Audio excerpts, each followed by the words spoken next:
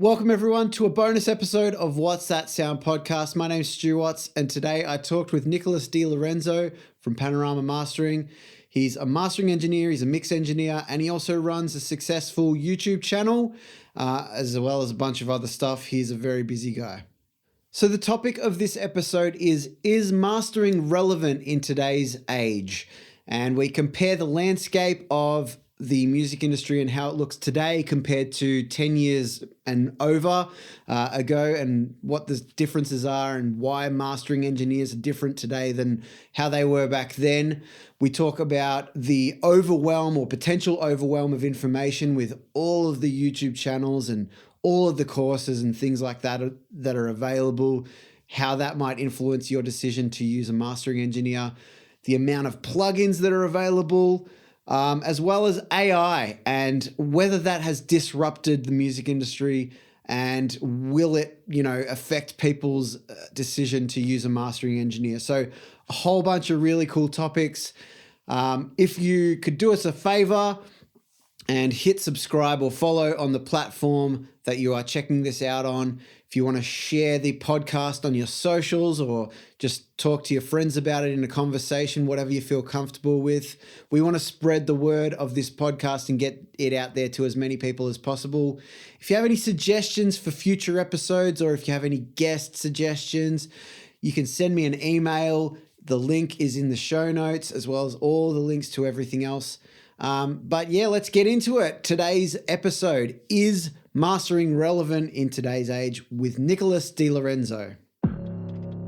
You're listening to What's That Sound with your host, Stu Watts.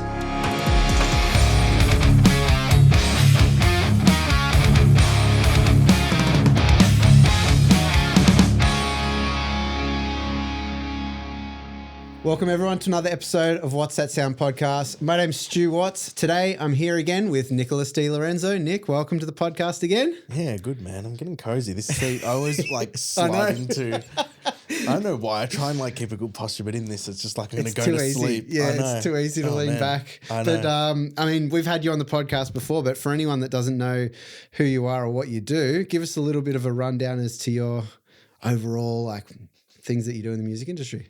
Yeah, I run a mastering mixing studio, Panorama. That's what I do Monday to Friday, and then there are a lot of ancillary things I do around that, like run a YouTube channel and just enjoy life, and that's it. Nice one. Yeah, beautiful. Well, fantastic. I mean, the reason why we get Nick back a fair few times is so that we can have a little bit of a in-depth discussion about certain topics. So today, we thought with AI and things like that being the hot topic at the moment, we'd kind of delve into that. But the overall topic is, do we need a mastering engineer, or is mastering relevant in today's age? So first of all, there's a few topics that we want to cover, and AI is one of them. Availability of plugins, availability of resources, those sorts of things. But I thought that, I'd get started by getting your opinion on what today's music industry looks like and how a mastering engineer is relevant. Okay. That's a hard one because there's so many different facets of the way people are operating projects. Yeah. From somebody just at home on their laptop doing something in GarageBand to get out there, and then there's different scales to that as well. Yeah. So I'm sort of giving a landscape. So you got somebody who's just trying to figure out how to use GarageBand, and they're using the default sounds. It sounds a little bit odd, but they're getting their ideas on the paper. That's great. Mastering for them is probably a far thing that they have to think about. For a creative in that world, they have to work on sound design, production, finding peers that can help them with that. Then you've got people who are doing awesome stuff by themselves in Logic, and they're getting really good results. Then it becomes a creative decision. Like, do you want to involve somebody else in your team that can help you go from A to B? And by help, I mean actually have a vested interest in helping you get from A to B, not just cookie cutting something and sending it back as a master. Then you've got the flip side to that, where somebody's hyper creative in Logic or Ableton, all in their own space, and having somebody try to help them can actually take them two steps back. And it's like, oh, well, that was a waste. Yeah. It's like, they go, because I've been told I need mastering, I'm going to spend this money on it. It's going to make it sound better. And then it doesn't. And they're like, well, wait a second. I was happy with where I was. Yeah. So again, it's very down to, and that's just like one lineage of scenarios of somebody on a laptop and the different stages they're at. Then there's so many different forms of people who record at home and then record at a studio or work with a producer, and a producer does the sound design and works with a mixing engineer. Many different things, but I think for every different scenario, there's a case for having a mastering engineer and a case against it, which both are valid depending on the project and the person and who's involved. Well, that's it. And I think it's a really important point about, whether someone will complicate things or, affect what the idea of that task is or that project or anything like that.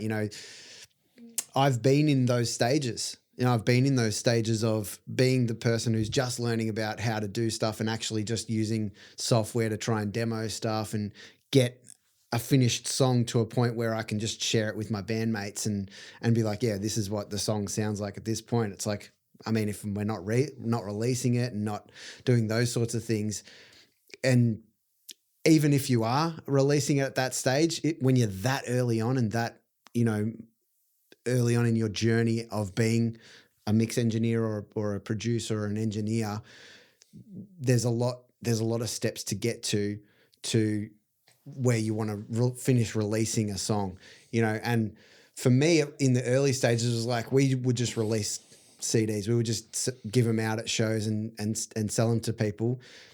And it wasn't about that. It was just like, we just want our music to be heard. Yeah. And so at that point, the mastering part of it wasn't the thing that we were thinking about. It was more just like, we would just want people to hear our music. Yeah. Yeah. And I mean, I guess the landscape obviously is so vast these days. There's so many different things that you can do with music and releasing and stuff like that. Have you noticed a change since you started of the different types of engineers and the different types of projects? Yeah, so I'd say in 10 years it's changed a lot. So I came from being an assistant at Eden Sound, and then from that environment, it was very much professional mixing engineers, professional producers, sending in productions or mixes for mastering.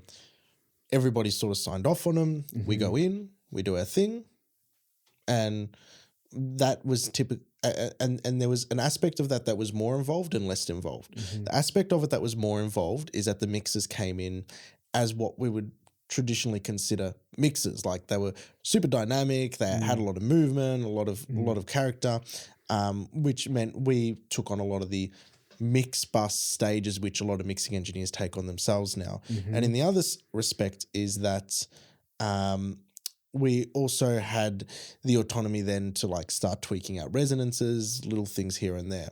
So in some aspects it was more involved, whereas now, so it was more involved and it was easier to show results because the mixes where they were, you could transform them in a way. Now, 10 years later, people have mixes they're doing, which, they're getting their mix bus involved. They're really processing it creatively in a way that, again, everybody's signing off, and that's a good, positive thing.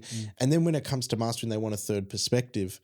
And that perspective has to be taken with a great deal of responsibility. It's not like we can go in and we're like, oh, well, we're going to boost the low end, we're going to add some compression here, we're going to do this, blah, blah, blah, blah, blah, because we think it sounds better.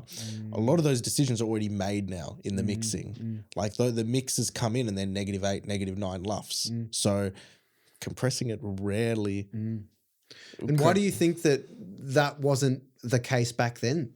Why as much? I think, number one, the mixing engineers could produce just a really good sounding mix as it was. Yeah. More experience, bigger budgets for projects, better quality of material coming in, so they didn't have to worry about, trying to fix up a take that was taken on an iPhone or on an NT1A in somebody's bedroom. Like, they were good quality recordings, good quality material. So they weren't, I think it's a mental state mixing engineers get themselves into, where when they're mixing, their clients have an expectation, because a lot of their clients aren't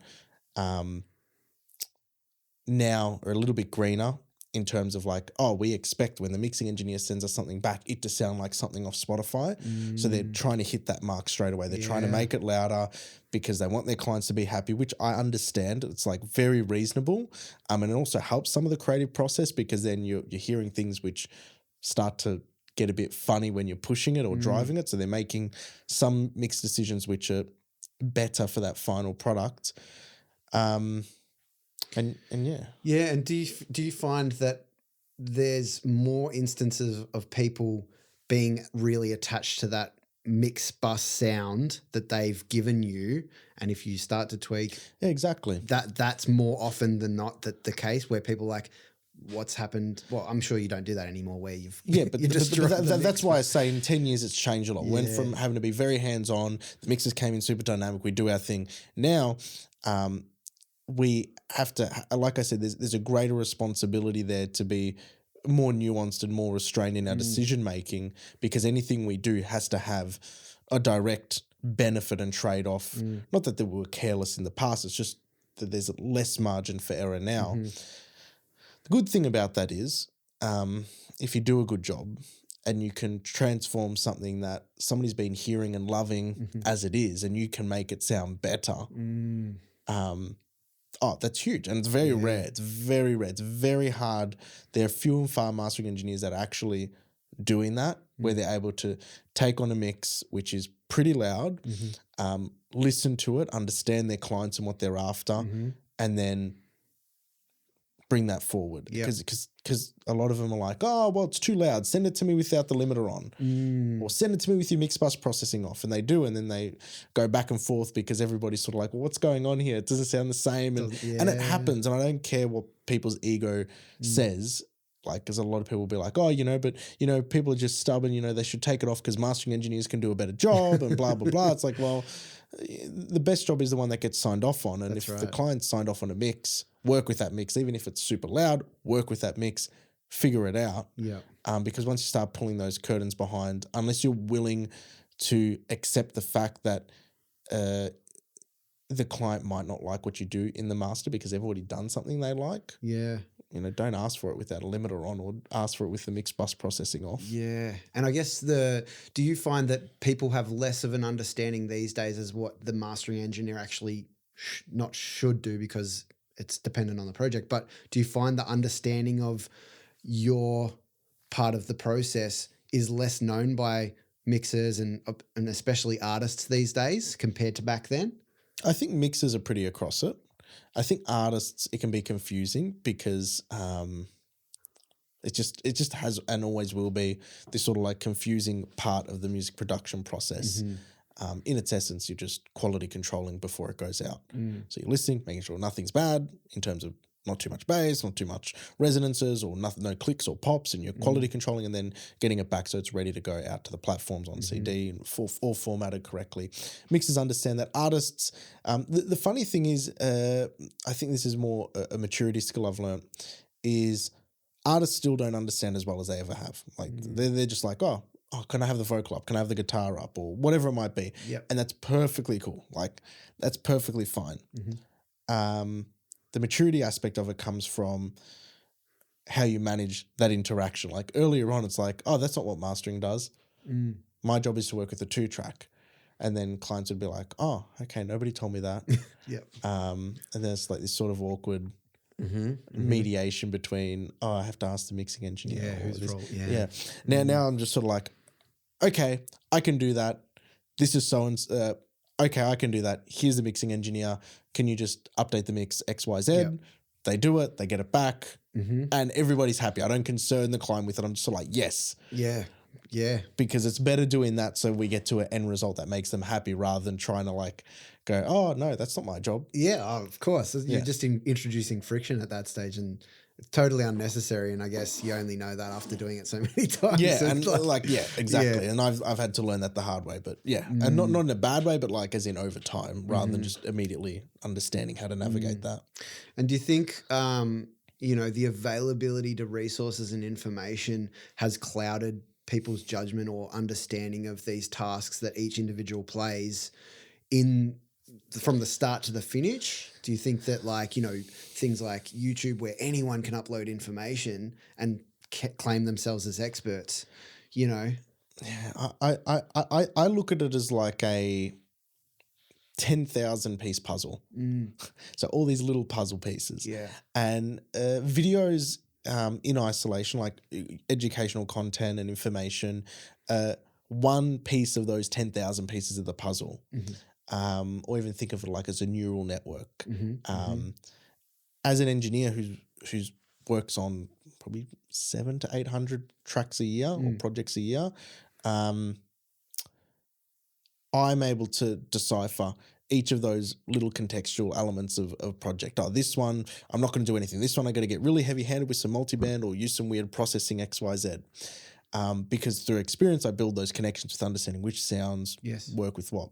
When you watch a YouTube video or you get some educational content, it's one piece of those 10,000 puzzles. So it might not necessarily be wrong or misinformation or bad or incorrect, but it's very constrained to the context of that discussion, the material in question, the experiences of that engineer, the taste of that engineer. So I make YouTube videos as well, and I'm pretty aware that my snapshots of what I'm doing in the studio or things that I talk about, micro snapshots, 1/10,000th of, or 100,000th or 1 millionth of the actual knowledge I'm able to navigate and apply when I'm in a session. And that's why I don't have any problem sharing that information. Even if I show people exactly what I did on a certain project, it's like, well, again, it's within the constraints of that project. You can take that, but and what I've noticed, because I started producing and mixing just on the cusp of when YouTube started to expand into that sort of educational content. When I was first at TAFE and stuff, I graduated in 2011. That was when I first started to take it seriously and started to work on my own projects and other clients around 2013. So it was like really kind of at the birth of when YouTube started to expand into, okay, people are starting to like to watch this long form content. It's not just stupid videos on and things like that. So I think I got to see, because I'm still I love YouTube. As probably, you know, I still love watching tutorials and stuff based on my tastes and my specific people that I like as engineers and things like that. But I think having done it for that period of time, I've kind of been able to figure out, you know, okay, who knows what they're talking about, who doesn't, and not necessarily who doesn't, but more like, are they trying to deliver it for this purpose as opposed to just trying to be clickbaity and this sort of thing, you know what I mean? And I think when people are first starting these days, when they're really young and they have all that information available to them, it's so hard to decipher who knows what they're talking about and which channel should I listen to and, you know, that sort of thing. I think any level of education has its own bias because tertiary education is driven by it's a commerce. It's a business. Yes. YouTube is a business. Like I can clearly say that the reason why I continue with my YouTube channel is because there's an exchange there. There's ad revenue. I'll get the ad revenue if I put in effort to the videos. Now, I've slowed down a lot on throwing videos out there, but it's sort of like I wouldn't be putting hundreds of hours into it if there wasn't an exchange there. So you have to look at that bias. And the reason why I mention that isn't to put down those YouTubers or say people shouldn't be paid for putting that content out or whatever, because I don't think there's anything inherently bad in it, because you are exchanging. Supply and demand at the end of the day. Supply and demand, but they're selling ad space. Yeah. And you're the reason why people go to that ad space. And that's a whole different kettle of fish. Yeah. But the reason why I flag it as a lot of the education, a lot of blogs you read, you know, there's always a sell or an upsell or affiliate links, etc. And it's not a bad thing. But the thing to recognize is in the world of education is very distant from the reality of what we do in the studio. I'll give you an example. You might have seen it on my Instagram. I think it was Monday. There was a particular TikToker who started critiquing the Blink-182 mixes. Right. And there were a few other people who I'd seen on my feed sort of critique them. And I'm sort of like, this particular person was very educational based, which is cool. It's fine. He tries to help. He tries to teach. But the problem for me was, it's like, well, you can make those critiques, but but I think that it's far from the reality of what we experience as professionals in the job. Professionals in the job working with the client. Decisions are made in conjunction with one another. They have needs, they have wants, you have skill sets, and you're navigating that. So that's why I look at on any education and I go, well, education that you pay for, or that even if you don't know you're paying for it, you're watching that ad or whatever. There's a bias there. And that bias is, well, we want to keep people engaged. We've got to show them cool stuff, tricks, whether they apply or not in the real world. Who gives a shit? And even and even how it's applied, because you can take your tip and trick and you can try and do it and it just won't work in one song and it just will work in another. And it's only the person doing that job can actually know that. Yeah. Well, I'll give you an example. Let's say there's a tip or trick to make a really cool kick drum. Mixing chip, your kick drum sounds awesome all the time. And you use it on your own and you're like, oh, well, this really works. And it sounds awesome. You use it on a client's mix and you're like, oh, it really works. It sounds awesome. But then the client's like, I don't like it.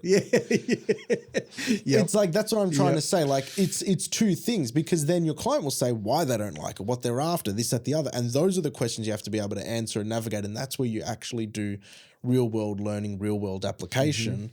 Those videos won't help you navigate that. That's why I said it's one of 10,000 pieces there. A small puzzle piece. There's all the other ones.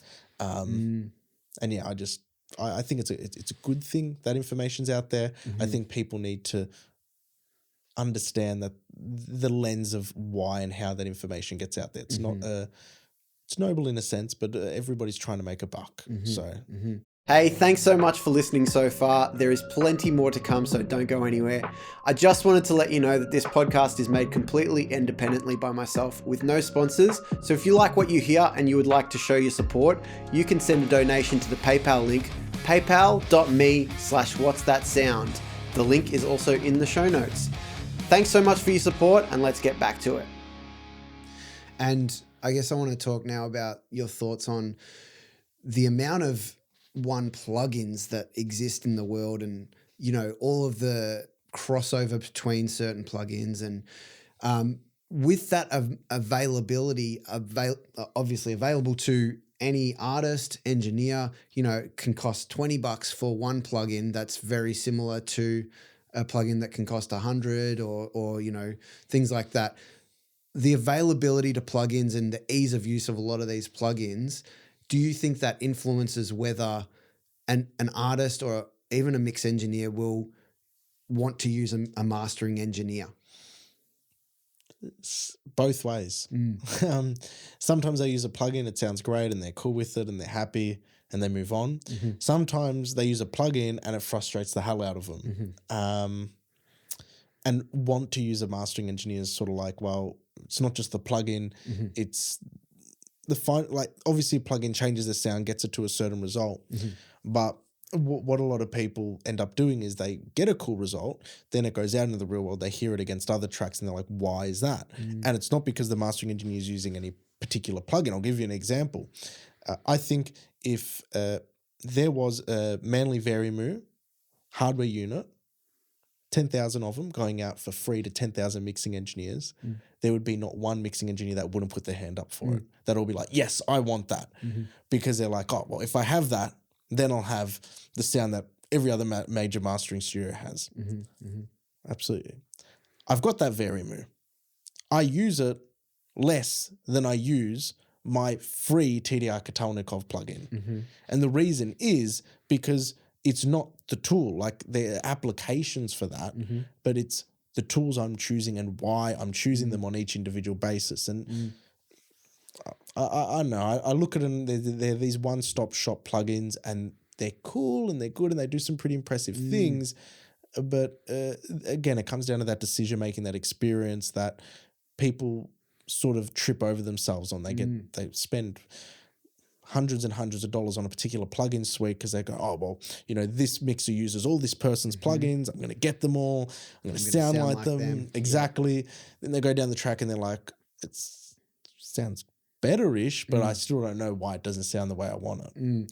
And I guess moving into the AI territory, there's a lot of things going on with AI and so much with plugins and specific plugins that'll do all the work for you or get it to a point where it's like, okay, this is a great starting point.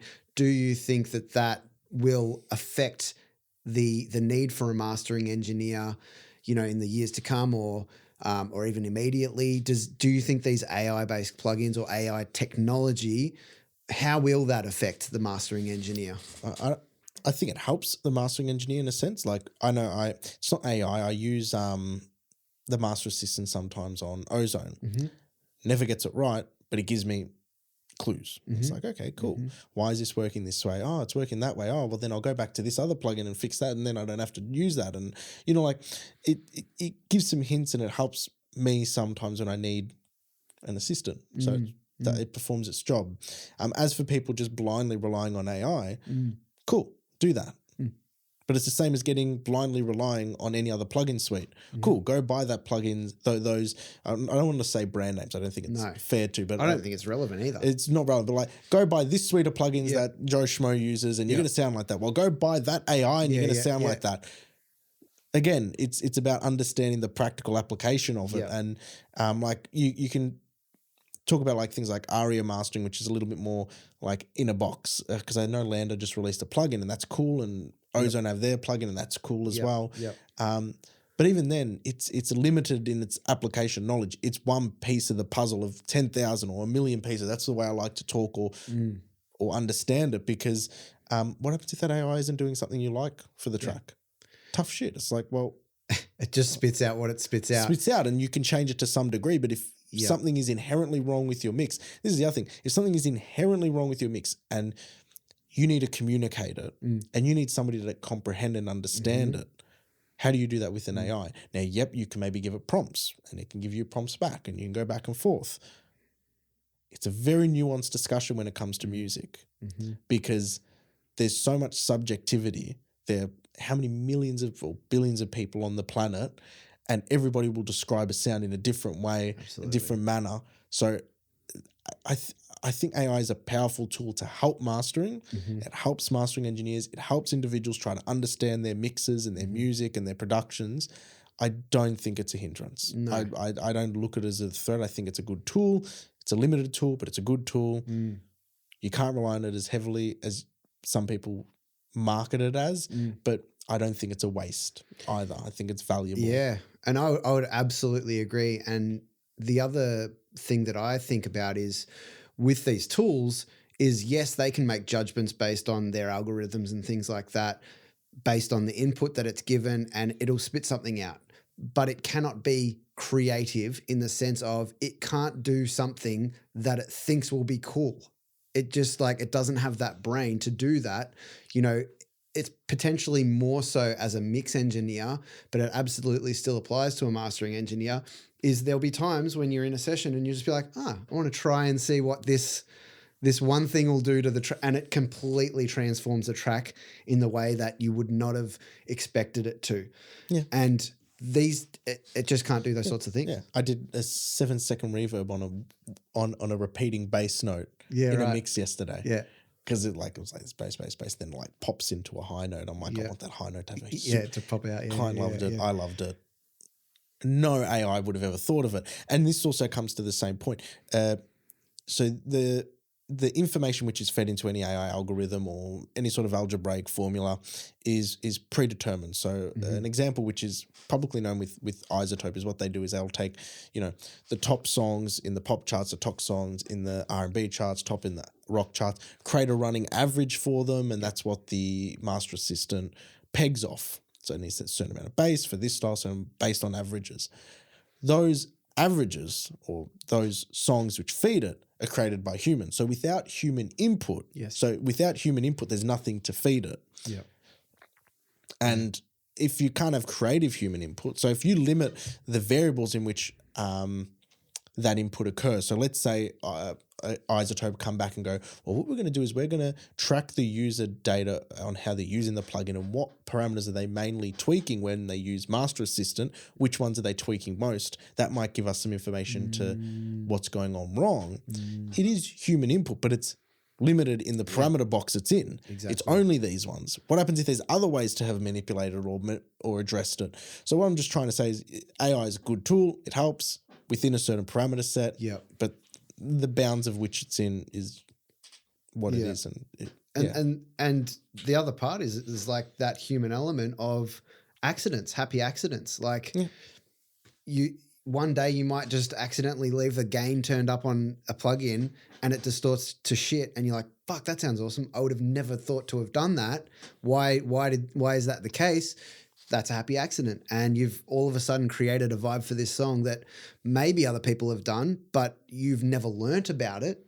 It's not something that you've learned how to do. You just did it by accident and it created this cool thing, which could be the sound for a year to come in that style of music, especially if you're a high profile engineer. That, again, an AI tool just would not have. Yeah, and I don't think, and I think this is like where commerce comes down. Like we spoke about commerce in education, commerce for software and products. The marketing team have to sell it. So I think the technology is great. I think the way they sell it and package it is smart to get as much sales, but it doesn't necessarily mean that's reflective of the result it gives. Like professional grade quality mastering in AI or whatever. It's like, well,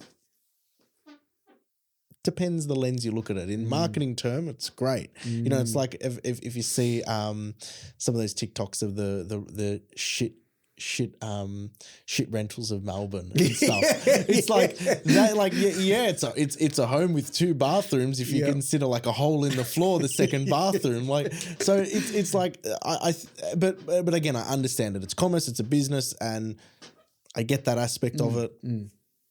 As a professional who does the craft, I think it's far from the results pro mastering engineers can deliver, but it is good technology which can help everyone. I don't think it's a bad technology at all.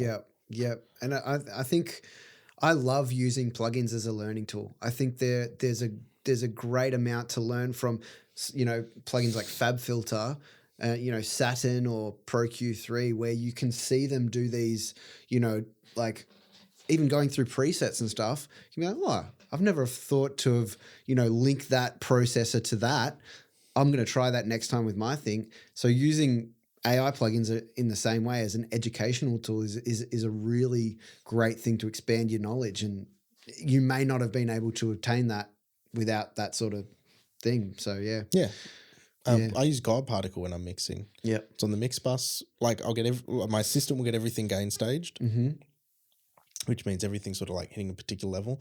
I'll bring the mix in, I'll start listening, I'll put God Particle on, and then I'll just sort of do some spot checks and be like, oh, do I need more gain into God Particle? Is it hitting the low end enough? Is it hitting the mids? I'm like, oh yeah, it is. And then I'll start mixing. Typically it is because the producers I'm working with are sort of like in a good pocket, but then I'll just mix through that the whole time. And then towards the end, I'll come back and I'll be like, oh, I added a little bit too much top end, or the bass isn't hitting enough. And I do that because I know it's just a starting point, and it's like, oh, cool. Absolutely. Rather than trying to guess not the guess, I've got the expertise to understand where it should be, but it's just there visually. Cool. I'm working from this. Let's get onto the creative side, and it just alleviates me worrying about any mix bus duties until the end. Absolutely. Yep. And I guess one last topic that I kind of want to, we've talked about all the, you know, positive stuff of having a mastering engineer and how, you know, all these things that we do have available to us now can help, but it still won't be a mastering engineer. Taking away a mastering engineer, what do you think in this day and age, the absence of a mastering engineer, what has that changed compared to when you started mastering back in the day? Or is it the same sort of concept? Not having a mastering engineer will mean that you don't have X, Y, and Z. No, I think I think in the last 10 years, the way the music industry works in terms of getting streams and getting like just getting attention as an artist, as an independent artist, has been completely democratized. To the point where you see small artists blowing up on TikTok or blowing up on YouTube and getting tens of millions of streams, all off something that they did in GarageBand, put out themselves, all themselves, no mastering engineer, which I think is like that's a healthy thing for the mastering game, because I know there are studios, there are services like AI mastering. Mastering engineers would say, if you want a radio ready master, you got to come to a professional mastering engineer. It's sort of shit marketing, because like that's not necessarily true. Anything that's radio ready is anything the radio is willing to play. The radio is willing to play anything that's popular because it gets them more listeners. More listeners equals better ad revenue. So don't say bullshit that's saying mastering it makes it radio ready. It's like, no, the radio ready comes from the commercial side of it. So I think that's been a healthy thing in artists understanding the value of their product, so to speak. Now, what that ends up evolving to is that you get into a competitive market, because if you've got attention, eyes, ears, you want to make sure you sound really good. You know, people who are vested in they're artists who do their own productions or work with producers who are really vested in that sound. So then they're like, well, we've got the attention, we've got really good music. How do we go from here to here? Now, mastering won't necessarily guarantee you those results, but it's a pathway to having another set of ears that can work with your producer, that works with the mixing engineer, that helps it along. So, 10 years ago, it was either you're on a label or you weren't. So it was sort of like this dark sort of, you need the mastering, blah, blah, blah. Now it's sort of like, well, you don't need it. You can do well without it. But then you get to a point where you're like, I see a lot of artists. There's a limit there, yeah. There's a limit, and the artists are like, we really want to push the envelope. And again, mastering doesn't guarantee that. It's purely predicated on the communication between your producer, your mixer, your mastering engineer, and how they navigate elevating or using mastering as a point to leverage and get a better sound. Yeah. Because if you just send it off and pay the money and be like, because he worked on so-and-so or they worked on so-and-so, it's going to sound so much better. And then they spend the money and then they're like, I sent it to this huge studio and it sounds like shit coming back, and that happens. Then it's just a waste, It's true. And I think, like anything in the music industry, relationship is so important. And the relationship I have with you as being a mastering engineer on a lot of the projects that I work on is that I've got a relationship with you. I can, message you, email you when I want and ask you very specific questions about things, not even related to the music. We've had talks about business and things like that. That's our relationship. But I wouldn't have had that if I hadn't have, engaged you as a mastering engineer and gotten to know you and gotten in a good relationship with you. And I think that that's a really important point, is having a relationship with your mastering engineer, whoever that might be, will uncover so much potential as me as a mix engineer and producer and an artist. But yeah, I guess, do you have anything to add on that with, the relationship side of things? Definitely. So the first thing is, like, commonly I'll push back on a mix if something's wrong or something's not going to work in mastering objectively. The second thing is, and this is like very, I don't know if anecdotal is the right word, might be. I know I did a master for you maybe a couple months back and the low end was too big. And now whenever I'm going to the mastering, I know your taste. I'm like, okay, he doesn't like the low end too big.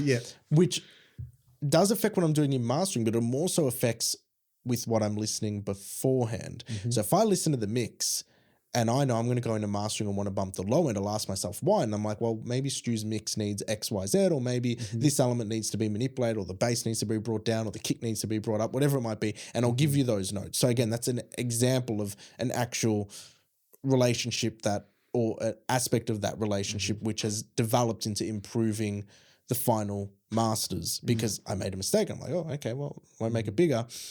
Let me ask next time I listen, maybe you should bring the kick up, or maybe you should bring the bass up. Think about it. And then we go back to the drawing board and we can develop something, rather than me just, because that would be the AI reprinting the same master every time with the low end up. Whereas I've got the ability to be like, no, let me have some foresight into this, and I'll listen to the mix before I do any processing and go, well, I do want to bring the low end up and maybe I shouldn't. Well, why is that? And then talk to you about it. Well, and I think that is what potentially a lot of people expect going into a relationship with a mastering engineer, is that the mastering engineer just knows everything and knows the taste and knows that style of music and will just do it and get it to a point where it sounds perfect in their brain. They have that idea of this perfect song coming out the other end. And I think that anyone that cares about the craft, cares about music, cares about their client's outcome, has to think about taste and has to think about what am I bringing to the table to get this to a point where it wouldn't have been without me there. And the reason why I keep, referring people to you is I know that you care about that stuff, and any mastering engineer worth their salt should as well. Just like any mix engineer, any producer needs to care about the product. And I think that relationship has allowed us to push back in ways that are going to benefit the outcome. Yeah, exactly. Yeah. So I guess anything else that we haven't talked about in terms of today and today's day and age that are relevant to mastering that we haven't unpacked at all, or that you can think of? Is it relevant in today's day and age? Well, I think that the most important thing people need to unpack is the final product. So the final product, regardless of mastering, whether you're considering it or not, is it at a point where you're creatively happy? I think that's really important because people try to get it technically proficient, and like a kick needs to be the right level and punching.